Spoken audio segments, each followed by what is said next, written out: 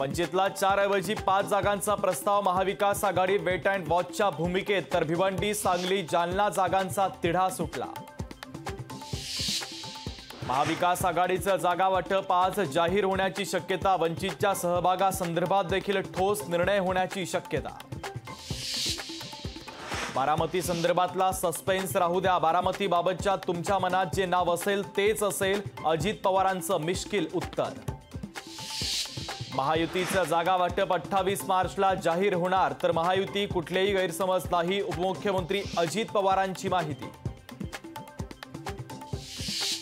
लोकसभेच्या पार्श्वभूमीवर मुख्यमंत्र्यांनी वर्षा निवासस्थानी बोलावली बैठक, बैठकीत अमरावती लोकसभा मतदारसंघाचा तिढा सुटणार का, याकडे लक्ष। राष्ट्रवादीला महायुतीमध्ये घ्यायची गरज नव्हती, भाजप शिवसेनेचं व्यवस्थित चालू होतं, शिवसेना आमदार भरत गोगावलेंचं धक्कादायक विधान। रायगड लोकसभा मतदारसंघातून सुनील तटकरेंच्या नावाची घोषणा, अजित पवारांच्या राष्ट्रवादीकडून पहिला उमेदवार घोषित।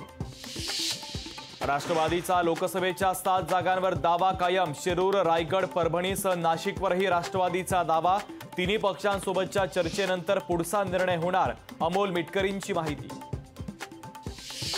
शिवतारेंचा बोलवता धणी कोण, लवकरच सांगणार, शिवतारेंच्या तब्येतीची काळजी वाटते ते असे का वागतात, अमोल मिटकरींचा विजय शिवतारे यांच्यावर हल्लाबोल।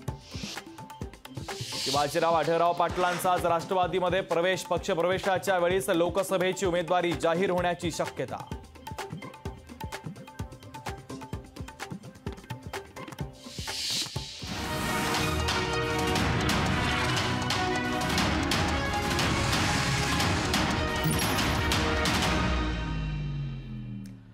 आता सविस्तर बातम्या पाहूयात। पहिली महत्त्वाची राजकीय बातमी, वंचितला आता 4 ऐवजी 5 जागांचा प्रस्ताव देण्यात आलाय। महाविकास आघाडीची वेट अँड वॉचची भूमिका देखील आता पाहायला मिळत आहे, तर वंचितच्या भूमिकेनंतर आता यादी जाहीर होणार असल्याचं कळतंय। त्यामध्ये भिवंडी, सांगली, जालना जागांचा तिढा देखील सुटलेला आहे। आताची सगळ्यात महत्त्वाची आणि मोठी बातमी आपण पाहतोय, वंचितला 4 ऐवजी आता 5 जागांचा प्रस्ताव देण्यात आलाय, तर महाविकास आघाडीची भूमिका देखील आता वेट अँड वॉचची असल्याचं पाहायला मिळतंय, कारण वंचितच्या भूमिकेनंतर आता यादी जाहीर होण्याची शक्यता आहे। भिवंडी, सांगली, जालना जागांचा तिढा देखील सुटलेला आहे। महत्त्वाची राजकीय बातमी आपण पाहतोय, वंचितला आता 4 ऐवजी 5 जागांचा प्रस्ताव हा देण्यात आलेला आहे।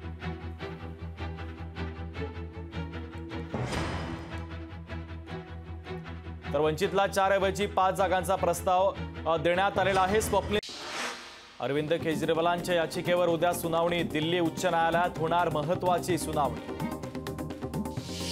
राष्ट्रवादी काँग्रेस, शरदचंद्र पवार पक्षाची उद्या मुंबईत बैठक, बैठकीत लोकसभा उमेदवारांच्या संदर्भात होणार चर्चा।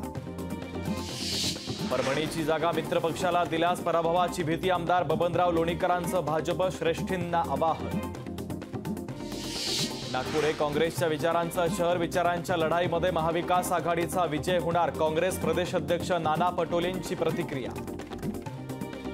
साताऱ्यामध्ये उदयनराजेंच्या स्वागत सोहळ्याचं आयोजन, सोहळ्याच्या माध्यमातून उदयनराजे करणार जोरदार शक्ती प्रदर्शन। सुधीर मुनगंटीवार चंद्रपुरातून भरणार उमेदवारी अर्ज, उपमुख्यमंत्री फडणवीस आणि चंद्रशेखर बावनकुळेही राहणार उपस्थित। विजय शिवतारे 12 एप्रिलला बारामतीमधून भरणार लोकसभा निवडणुकीसाठी अर्ज, सुप्रिया सुळे, सुनेत्रा पवारांच्या विरोधात शिवतारे भरणार अर्ज। सध्या खडसेंनंतर स्मिता वाघ यांची प्रचाराला सुरुवात, स्मिता वाघ यांनी जळगावातून फोडला प्रचाराचा नारळ। हेमंत गोडसेंच्या शक्ती प्रदर्शनानंतर भाजप पदाधिकाऱ्यांनी घेतली फडणवीसांची भेट, नाशिकमध्ये भाजपचे 3 आमदार, 100 नगरसेवक द्या, देवयानी फरांदेंची मागणी। लोकसभेसाठी संघ परिवाराची विशेष मोहीम, लोकसभा निवडणुकीसाठी स्वयंसेवकांना सक्रियपणे काम करण्याचे संघाचे निर्देश। मनसे नेत्यांची स्वातंत्र्यवीर सावरकर सभागृहामध्ये उद्या महत्त्वाची बैठक, आगामी निवडणुका आणि पाडव्याच्या पार्श्वभूमीवर बैठकीचं आयोजन। सायन धारावीला जोडणाऱ्या शिव उड्डाणपुलाचं उद्या रात्रीपासून पाडकाम सुरू, बांधकामामुळे मुंबईकरांना पुढील 3 ते 2 वर्ष करावा लागणार वाहतूक कोंडीचा सामना।